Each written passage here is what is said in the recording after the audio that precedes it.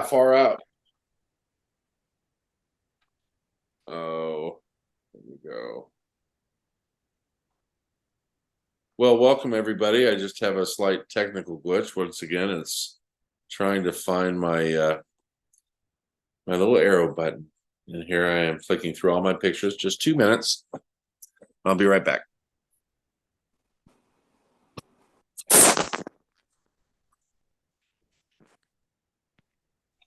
Yeah, talk amongst yourselves. Well, for some reason I could use the finger pad for everything except when it says this meeting's being recorded by Zoom, there's no way to remove it off the screen. The arrow disappears. You almost had it. I see the lead meeting thing flick. Morgan, Hi there. how are you, sir? Good. I'm trying to figure out how to get this onto my computer from my iPad, but one step at a time. Okay. For some reason, messages went to my phone and the iPad didn't go to the computer. Maybe we can back out Strange. and then get the arrow back to the function screen where it says play. There you go. That's it. Now we hit play. Still in the meeting? Great. Let's go ahead and put our stuff up.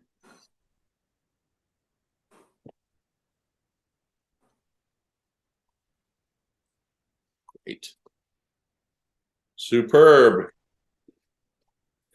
Well, everybody is welcome to show up and enjoy themselves. This is going to be a interesting evening, and we're going to just talk a little bit. I had to back those out. I was trying to figure out why the arrow wasn't working. So welcome to our third podcast. I'm your host, David Wallace. We're going to talk about all kinds of stuff tonight. But this meeting and this message is mostly just to reach out to Tribe. Last time I did a podcast, I reached out to all those wonderful government agencies that have three-letter words, letters that identify them: NSA, CIA, FCC, yada yada. This evening, I'd like to just talk a little bit about what it is to receive messages and receive signals from people from other worlds. And what we have here is what I call a telomere.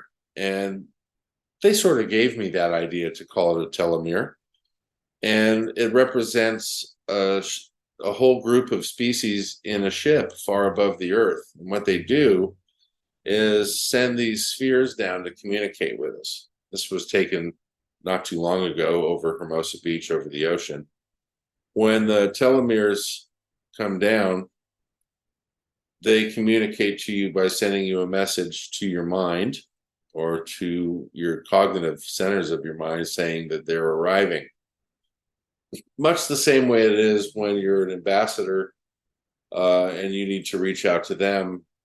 They enhance us a little bit so that we can use our mind a little bit more powerfully than we did before we had our initial experience. So it is now 6:03. So welcome everybody to this podcast.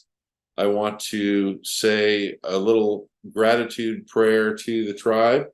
I would like everyone to take a moment to clear their minds and to do a little deep breathing with me. Just sort of relax. Take a deep breath through your nose and slowly release it out your pursed lips.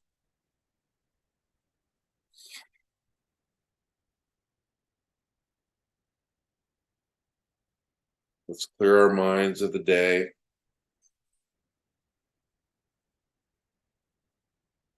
Clear our thoughts and then welcome each other here. Reach out with your mind to everybody that's joining us. Reach out to all of your friends. Say hello in your special way. Welcome everybody. I'm so lucky to be able to enjoy this life. This existence is so beautiful. We have such a beautiful planet and so many happy, wonderful things that we could be doing. The stars are changing. The evenings come quicker. It's getting colder. It's time for the earth to go to sleep and all the creatures and the animals to prepare for the winter. And we are creatures and animals on Gaia, just as our furry friends, our feathered and flying friends. We all have a mission in life, and that's to be complete. When I take a moment and think about clearing my mind so that I can receive messages, both from our dear Mother Earth and from all the little critters that live on her, I try and transcend the awakening known reality in which I'm existing in by letting myself fall through this space. I try and transcend dimensionally any of the dimensions that may be around me and just sort of gently fall through space. I think about all the stars passing past me, and I think about my home world, Earth. And as I do this, I leave myself open for messages of hope and messages of love that come from the Creator, that come from Source, and that come from other divine beings who live in the many realms that we pass through as we clear our minds. So when I find this clear, deep space, I send out a message of thanks for all the beautiful things, for all the holy things, all the special things that make us complete. I ask any special species who are around that would like to chat with me to make themselves known, any presences that would like to say something to make themselves known, and know that you are free to communicate with me as a divine spirit. I like to listen to the different voices that my mind produces for me when other beings from other worlds speak to me. Like you've heard me talk about my friend Toth, who has a gentle, sort of funny little voice, almost like a cartoon. And then there's my friend Elle, who has a very deep vibration in his voice, so that when he produces some form of syntax, it always comes like a vibratory vibraphone. And then when Kim Jim speaks to me, it's very matter of fact, and he has a very pleasant tone. I know that all of the species, as I find this space to speak with them, speak to me in a way that they believe is most comfortable for me to receive their information. And yet I know in my heart of hearts, whether I'm speaking English out loud or whether I'm thinking my thoughts, that they also hear me, because they're so highly attuned to thought waves and thought patterns, all the ripples of your mind. They can feel them like a flat palm on the surface of a pond, and they can read them because they know what each ripple represents. So I don't have to worry about them knowing my thoughts and feelings. I have no thoughts or feelings to hide. The more I release anything that I feel is contrary to my highest nature as a human species, the more easily I find I'm able to slip into communication with friends from all over the galaxy. I know that there are wonderful species who have traveled back home since I first was taken away. And I often wonder, after what I had released in the form of information on the terraformed planet Bro Kali, I wonder if they think about me. And in the vast distances of space, whether it's Andromeda or Cygnus or Hercules, I like to think that they remember what I was saying and that they had a good time listening to the human. When we released information in that exchange, even though we carried a lot of information about the mistakes others had made and we transferred that information to them, we also kept some form of hope alive. And the reason that they're going to protect us and to continue with our development in the form of love and understanding is that because deep within all of us burns this beautiful place of truth and happiness, truth and love.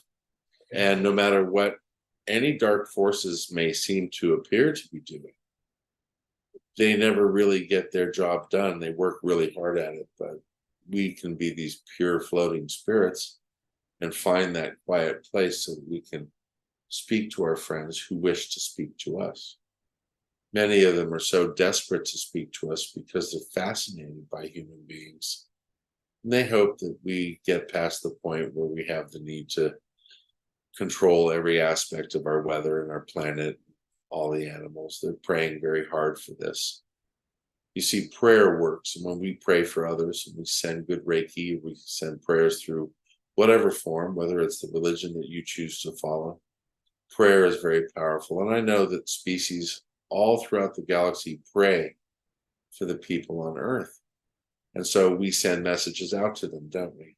We have those days when we say, hey, let's join a world prayer, or let's join a world meditation, or let's join a world thought, so that we can send messages back and forth. And the more that you do this, the more you will open up these areas of communication deep within your mind, so that you have no problem at all absolutely hearing your message that's meant for you as clear as possible.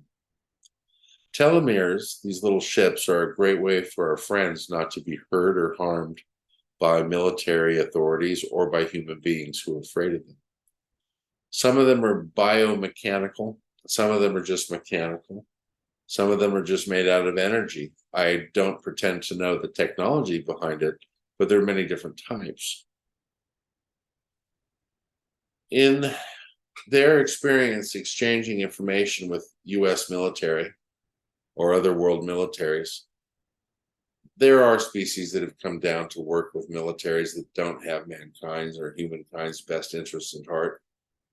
But these ones that come down to visit me in Hermosa Beach do.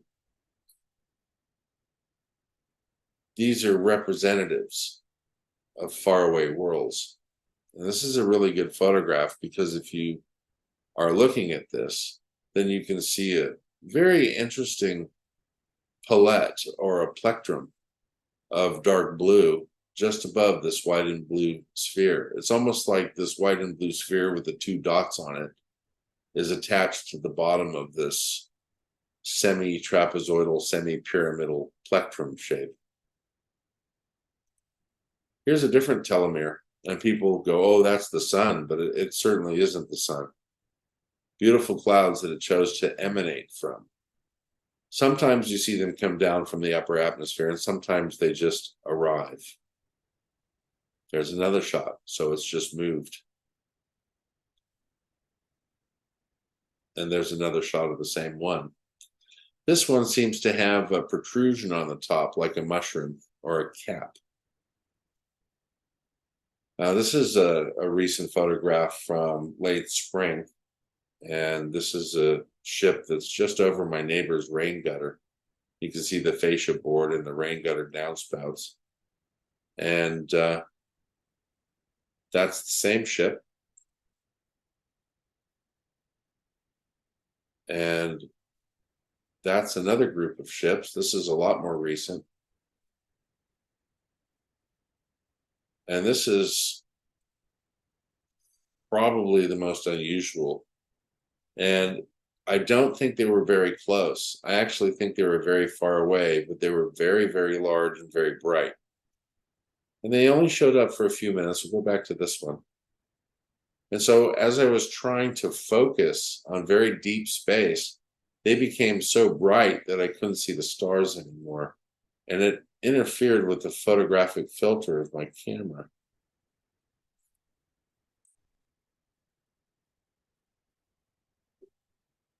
Here's another shot of that ship, and I believe I have a close-up. There you go. So it doesn't look like a perfect disc.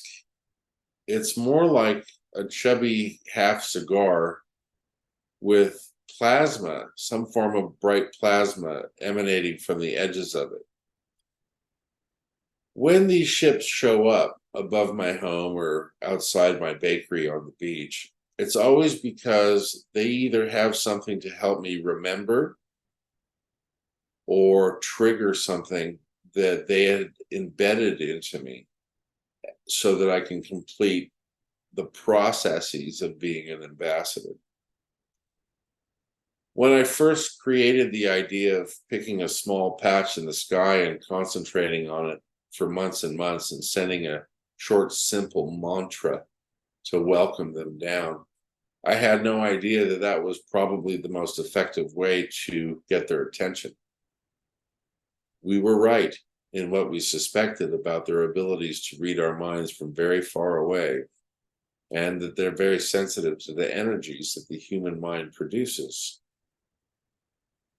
When they come down and they communicate with me, they communicate in several different ways. Mostly, I can hear them in the back of my mind say, "David, we are here," or "David, we are coming. Please come outside." And I hear those two things. When the weather is inclement, every once in a while, and it hasn't happened very often, they'll actually send a telomere through my window in my bedroom. So if it's 30 degrees outside in the middle of winter, they're not going to ask me to go outside in my robe and kick my dog off the bed and wake the cats up. They're very conscientious and very thoughtful.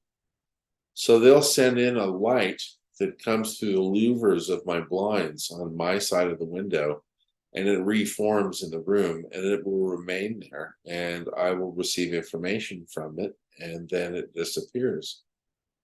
Another way they communicate with me is directly. This is when Toth comes down to speak to me. And another way that they communicate with me recently has been when I've had very good deep sleep. And when I first started speaking with species from other worlds, I didn't know that there was supposed to be any kind of a set of rules or a pattern of thought processes that would make it easier for them or easier for me to understand them. What I believe happened was, in the repetition of communicating with many different species,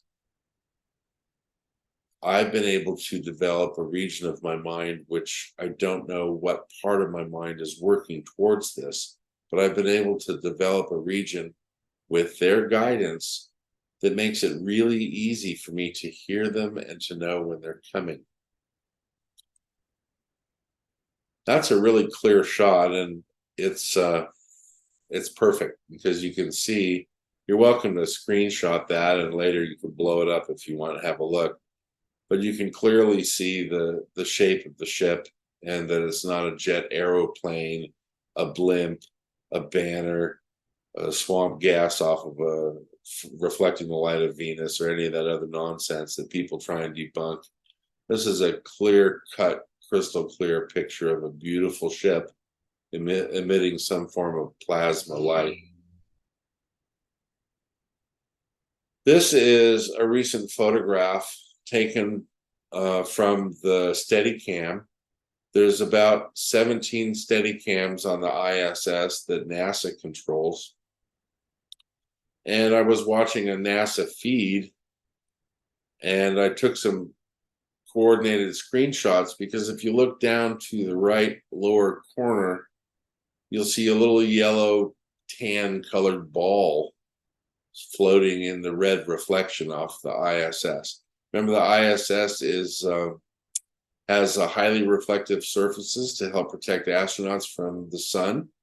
So whenever the sun strikes the ISS, you almost can't look at it. It looks like a giant plasma shape. Anyways, I saw that little ball fly past in the feed. There's a good shot of it. There's a great shot of it. It almost looks like an egg with an eye in the center of it, or an upside down mushroom with a hole in the stem. But it's a fascinating little thing, and it flew past slowly. So when we were talking about space belligerence and space ethics last week, I know that I struck a chord with some people thinking, well, you know, who's Dave Wallace to tell us about this? Or he's not talking about something spiritual. He's talking about technical legal decisions made by the military and the CIA and what they're doing and all the pollution, and that's negative, and I don't want to listen. And to be fair, I mean, I've looked at the comment section, and there's not a lot of reasons to leave comments, not from that last podcast. But I hope you guys remember why I did it. and I'll tell you about some good news that came of it. $150,000 penalty for garbage in space. U.S. government issues first ever fine for defunct satellites. $150,000 penalty for garbage in space. U.S. government issues first ever fine. Geostationary orbit. The EchoStar 7 satellite, initially launched in 2002, resided in geostationary orbit beginning at 22,000 miles above Earth's surface. Dish was obligated to displace the satellite 186 miles further from Earth, but fell short, having moved it only 76 miles due to fuel depletion. So, from the Federal Communications Commission, leave it to the FCC. I mean, this is one branch of the federal government that doesn't have to listen to any of the other branches.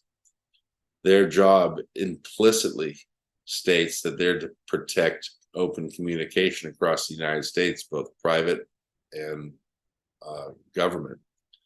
Unprecedented penalty. In a historic move, the U.S. government's Federal Communication Commission has imposed its inaugural fine on a company for neglecting space debris management.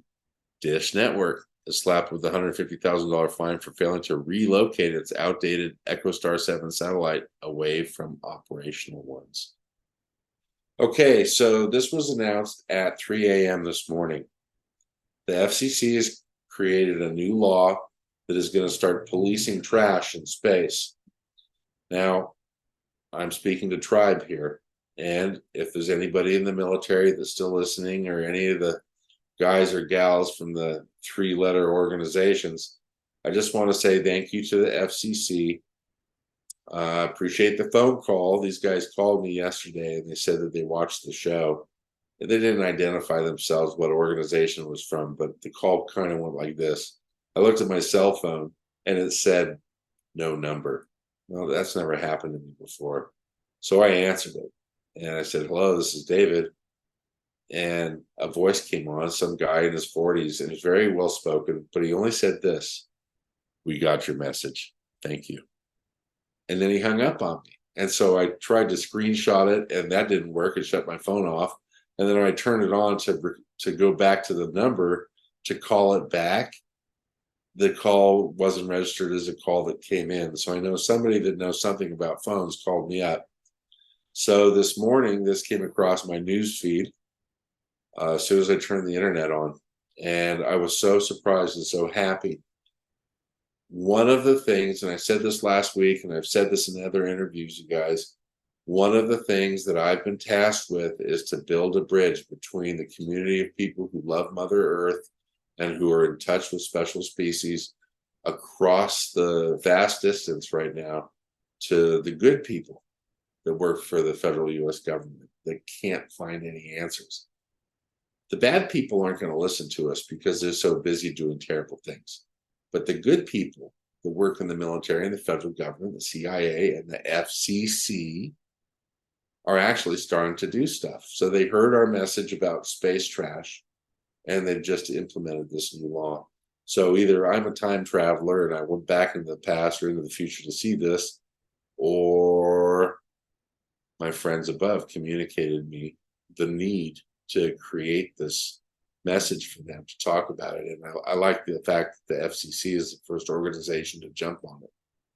What this means is that the US government will now start developing a space ethics system. It will probably be modeled on the one from the EU that I mentioned. And that's all I'm going to say. I just want to say thanks to the FCC for following up on that so quickly. I'm so blown away that our message got to the federal government this quickly.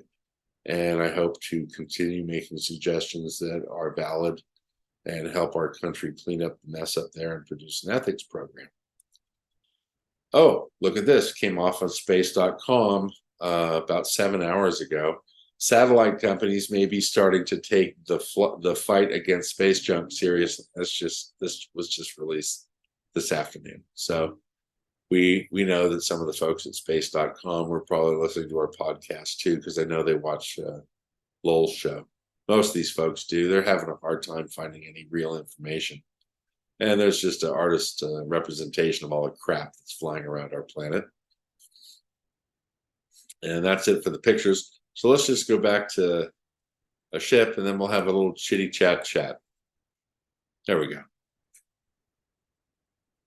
So I don't take what I've learned from them and try and put my twist on it. I don't have anything interesting to say about the next movement in outer space or the next movement about Space Force. They asked me, since Lola and I decided to start this Star Chat podcast, they asked me very specifically to, no matter what it makes anybody else feel like, please reach out to your government in this podcast and tell them to get rid of the trash around your planet. And so this is a really nice thing for me. It's a validation that not only comes from our friends above, but it's also a nod from the federal government. And like I've been saying for years, it's really important to remember that, yeah, there's a lot of evil bastards that do crummy things, but there's even more really wonderful people that have to keep their jobs and pay their bills, and they work for these crummy bastards. And eventually all of the crummy bastards will be gone. But remember right now, when you hear somebody talk about NASA, there's going to be 5 million bloggers that go, oh, never a straight answer, NASA. Well, yeah, that's true. NASA obfuscates just about everything that it puts up. And you've got to be pretty clever to watch the ISS feed to catch an interstellar conveyance floating past. Now, what I've always said is, yeah, but there's good people that work at NASA too. And it's true. I mean, one of my best friends retired as a propulsion engineer from NASA, and she worked there for 40 years, and they treated her like crap, and she's one of the nicest people in the world. Same can be said with the people at SpaceX. I know that SpaceX is doing some really crummy stuff, but I know some of the people that work there, both in engineers or in physics, and I also know some of the people that are just monkey wrench types. And they're all really great human beings.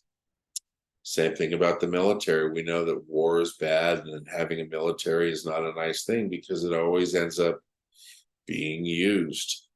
Just remember, our children are in the military, our relatives and our friends are in the military. So remember that we really hope that those wonderful people take the ethics that they learn from us in normal everyday life, and they carry them forward into any kind of militarized zone or anything scary that happens.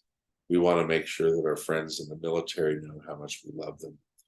You see, America can change at any time. We are one of the most wonderful countries in the world that has so much resources and money and power. We can really change the face of the earth right now by going to countries that need help. When I was a little boy back in the 60s and 70s, one of the things that was always a topic in the media, and that's television or newspapers, was how the United States always used to send their Navy full of food and grain and rice and water and medical aid, and they'd take the Red Cross with them, and they would go to places that were destitute. They would go to places that were destroyed by earthquake, and all of a sudden, you know, for the day at least, everybody loved America. America stopped giving international aid. And it really, when Haiti went through all the problems it went through, and now Haiti is an absolute mess, Bill Clinton was scooting out of office when they had their second huge earthquake. Papa Doc Duvalier had already been deposed, and they had already taken their second loan from the World Bank. And so there was no possible way that the Haitian government, after their satrapy had stolen all the money, could ever pay it back. But I remember back in the 60s, there was a lot of US aid to Haiti. And we strip mined that country of their wealth. We turned it into a playground for boozers in the 50s and 60s that wanted to go down on their private yachts. And we sort of subjugated those beautiful people. Well, now Haiti's really in trouble. And if I was president of the United States, I'd send a big naval vessel down to Haiti with some officers to arrest all the murderers who were running around and rebuild their hospitals and get some food to those people. Haiti's like a parking lot. baking in the sun with nothing. And so, with all these amazingly terrible things that are going on, remember that the people that we have that are in the military are not all bad. The people that we have in the police are not all bad. Kim Jim, my teacher, my trainer from the Taurus cloud, was very vehement with me when he said, David, it's wonderful that you have a UFO community. It's wonderful that you have people that get together to explore deeper aspects of spiritualism, community, togetherness, and love. But we really need some of you guys in that community to help other people. Don't just enjoy this information and these wonderful experiences for yourself, because then you too will become lost. All the experiences that our species can bring you come in the form of educational packages, come in the form of emotional healing, come in the form of understanding the functionality of your brains and your nervous systems, and understanding how you can stop making the changes that you're making to your planet chemically so that you can allow evolution to occur naturally. These have always been at the top of our agenda, but we would really like you to concentrate on building bridges with people who would never think about looking up at the stars and asking to have friends from other worlds come down to meet them. We've always helped you. And it seems like your species falls asleep every 2,000 or 5,000 or 8,000 years, and we have to come down and keep waking you up. And this is your big chance now. We've given you the full experience. You've had a wonderful experience with us. We've taken you off the planet and returned you home safely. And we gave you all of the tools that you will need to walk your way through and share your experience with all of humanity without anybody ever attacking you for the things that you say, because we will train you and tell you what to say. You're free. You're free now. And we will always be here to help you. Please tell everybody on your planet that we love all of you and that we're here to help you. Please stop firing at our ships. Please stop referring to us as aliens. We're not monsters, we're you. David, if you can accomplish this task, that would make us very happy.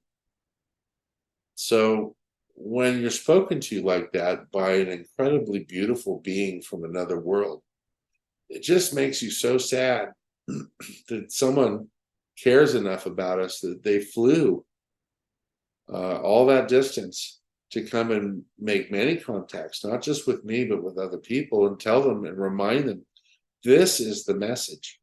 It's not about reptilian armies and bases and white hats and Georgia Guidestones and designer drugs and getting lots of money because there's going to be a war. And it's not about the micronova and all the different semi-heretical science channels that are out on the internet.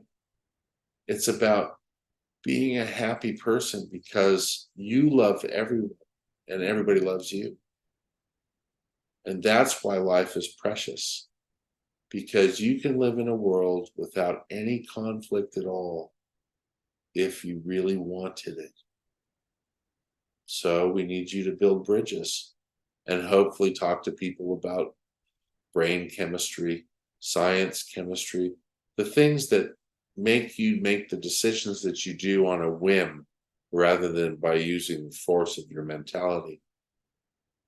You're almost a more evolved species. You have just a little ways to go before you'll always think back and look at wars and look at your behavior. It'll be automatic. You've only got just a little way to go before there won't be any more nuclear weapons. You've only got just a little bit to go before you will all wake up at the same time. And you're part of that process. That's why we need you. We need your help as much as your species needs ours. And I was so fascinated, so blown away when I found out that it wasn't just me. I mean, Kim Jim has spoken to at least 700 other human beings on this planet in their language. He'd been to Africa and Indonesia and to Japan and China He's flying around in his big ship, selecting souls who are staring up at the sky, sending him a message. And he does the same thing with them that he did with me. He sits down with them, he relieves them of all their chemical poison and all their emotional turpitude, and then sets them on the right path. I can't do anything else. It's very difficult for me not to be able to discuss my important vision, because my vision is very important, but my vision is not your future. My vision is my worldview. My worldview is filled with people that love and respect each other. My world vision is my feelings for everybody that doesn't know me, that's listening to my voice. And remember that all of us are born perfect, and we can all go back to being that perfect person when we make the decision to do that. And as soon as you start treating yourself in a better, more loving and respectful way, then everything else that you've always wanted in your life falls into place. No questions asked. You get exactly what you want because you're producing the right vibration. You're producing the right feelings to allow these things to come to you. Instead of defaming your soul, instead of undermining your soul, you're able to do all of these wonderful things because you've given up the burden of control. So when telomeres come, they only come down because they don't want to get shot at. If a missile is shot at a telomere, it won't explode, it'll just disappear. It's a way for them to put an infographic or a hologram, if you will, of information that's designed for not just me or anybody else, but for many people. When I stare at their telomeres when they come down, and I get photographs of them, I feel special, but I feel like it's a message just for me. And then when it's gone, I realize the telomeres traveled further down the coast or over my head to go into downtown LA or into Arizona, Colorado, Idaho. I know that telomere has flown back past me after I got my message. When I receive my message, the telomere has another 150 messages to deliver. And it's a way for our friends from other worlds to do it safely without their species being hurt in case we shoot their ships down. So let's talk about thoughts or things. I've talked about this a lot, and I gave you guys an example last week or a couple of weeks ago. And it was that when we align ourselves with specific words, we oftentimes don't think about the word that we're using, the etymology of the word or the history of the word, who designed it, what race, and for what purpose. And yet we use these words very casually throughout our day. So the first reminder I gave you guys a couple of weeks ago was when you say, "Oh, I hate that." Well, you align yourself with that word. When we speak, when we sing, when we pray, we produce a resonant energy that your body does naturally. And that resonance travels through you and it permeates the ground and the airwaves all around you. Eventually, it travels further than you realize. So though someone may not hear the sound of your voice, the resonance of the meaning is transferred psychically, and it joins the field. It joins the energy wave of the meaning of that word. So I say, I have a very strong dislike for that because I don't want to align myself with the H word.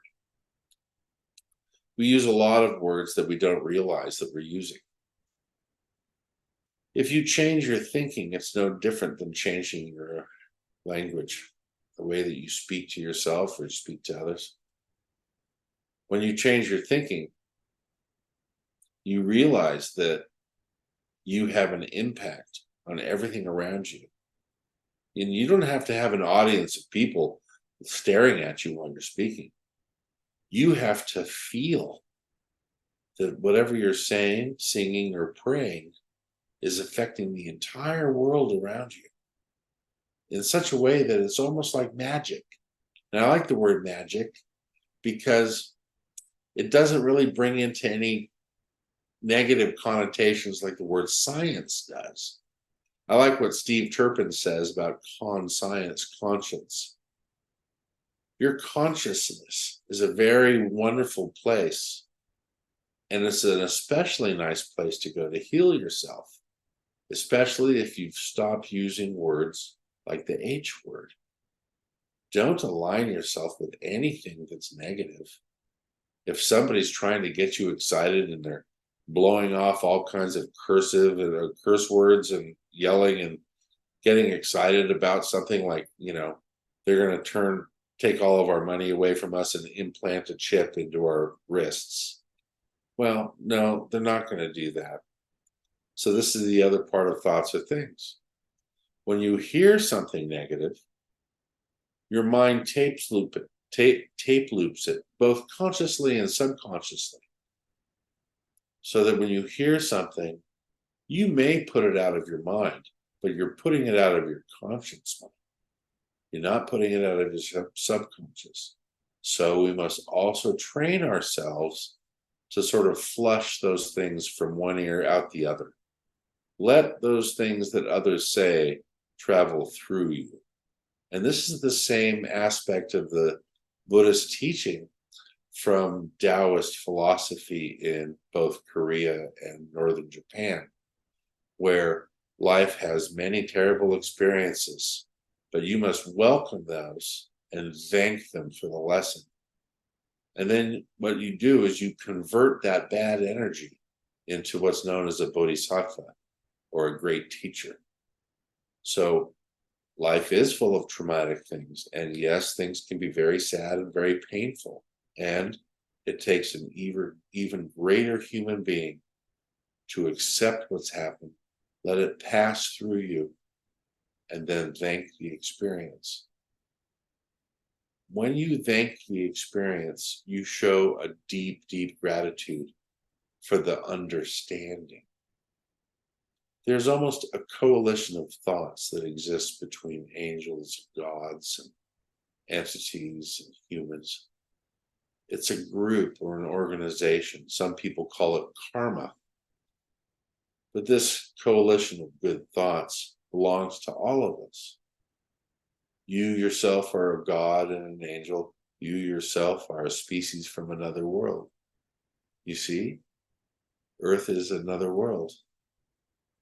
So if you oftentimes might think, how would I behave if I met a species from another world? You must remember to put yourself in that species' moccasins so that you can say, oh yes, I must be quite strange to this species too. I've been told that we smell quite a bit, even if you think you have good hygiene. I've been told that humans give off a vapor. And that's kind of interesting. And I thought about that a lot, and I remembered from what I've read about the Vietnam War that Americans ate a lot of canned spam and a lot of dairy products. And the people in the jungle of Vietnam and Cambodia, they didn't have food like that. So it was really easy to smell that stuff coming through our pores from eating it in our sweat. And this gives me an idea and a moment to pause and think about our thoughts do the same thing. What if there's species that can read your thoughts almost like a vapor? So that no matter what you think, no matter what construction and what ideas you've created for yourself, you think that you are the commander of your thoughts and that no one can see them. And this is, of course, my opportunity to remind you what King Solomon said about, as a person thinketh in his heart, so shall they be. Whatever you are on the inside will manifest itself on the outside. So remember, in your deep breathing exercises, in your prayer for gratitude, remember to love yourself and to release any thoughts that are contrary to your higher being. Some time ago, I was speaking to Lowell about different interviewers that he has and different guests that he has. And Lowell has a lot of interesting, fascinating, deep thinking people that care about him. And then one of them one night had asked what he does to connect to that higher vibration. And he had a very good answer. And it was similar to my own. And this is something that I can give you guys who are listening. This is one of the keys. And I'm so happy I don't charge for this stuff, because all the best stuff in life is free. Don't ever forget that. One of the keys to finding real joy, and one of the keys to finding real compassion and alignment with Mother Earth, that beautiful frequency, the vibration, is to do what makes your heart happy. This could be planting flowers or planting vegetables, adopting a couple of kittens. This could be paying for a tree to be planted in your name or in a friend's name.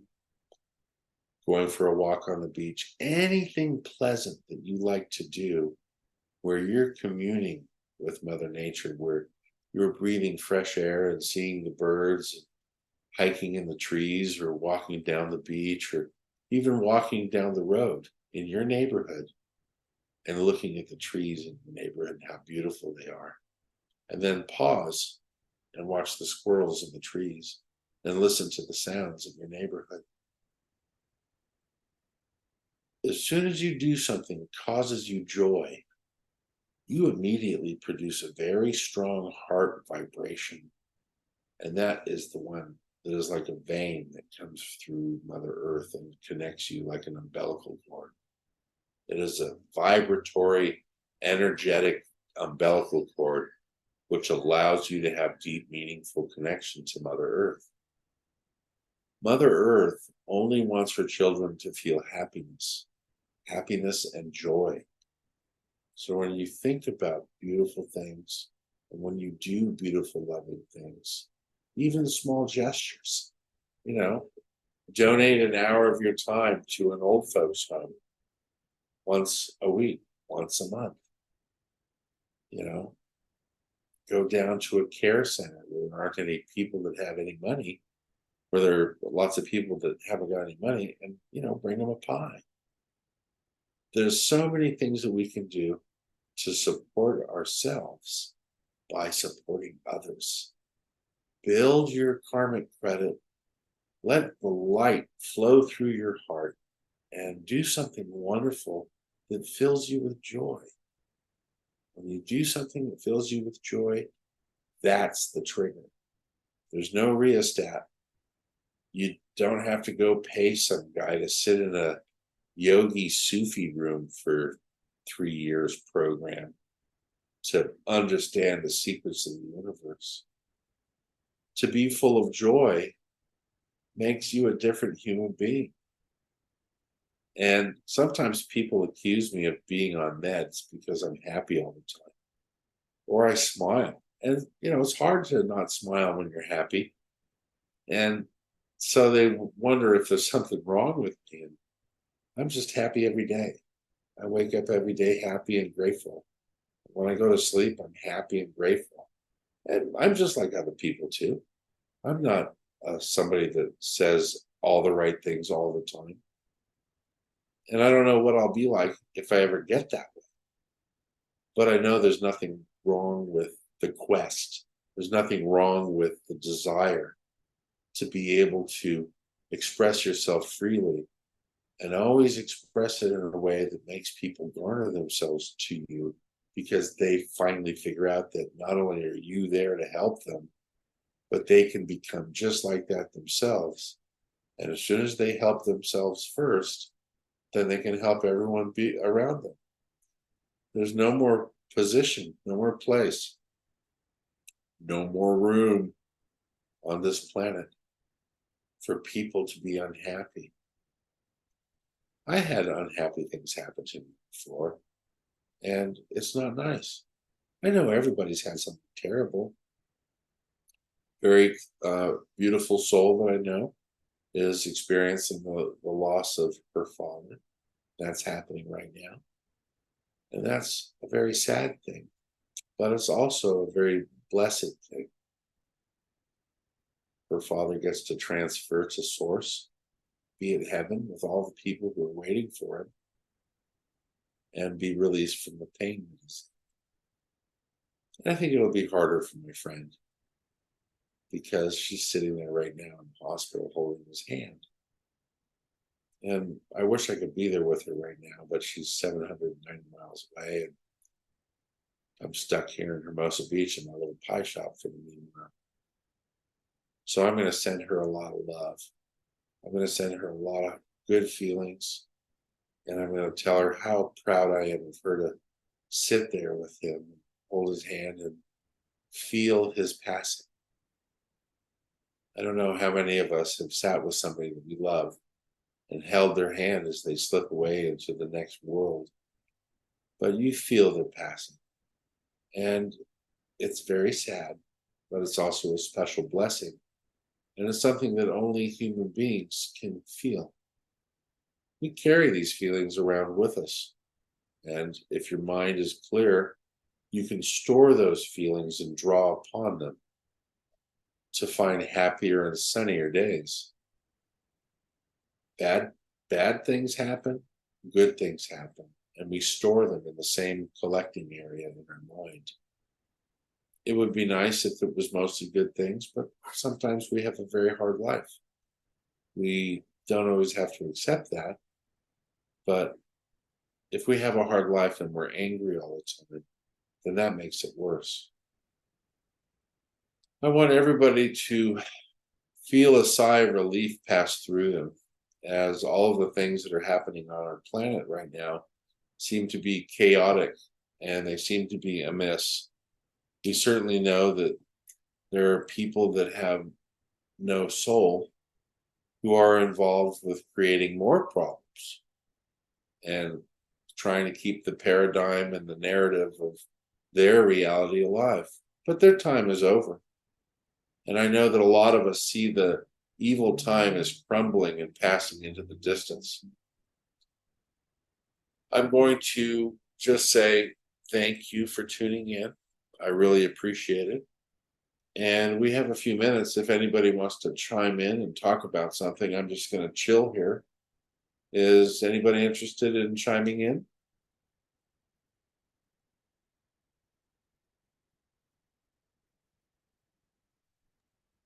Well, so you hear some kind of voice. No, I don't have any questions, but thanks, buddy. Perhaps Morgan does.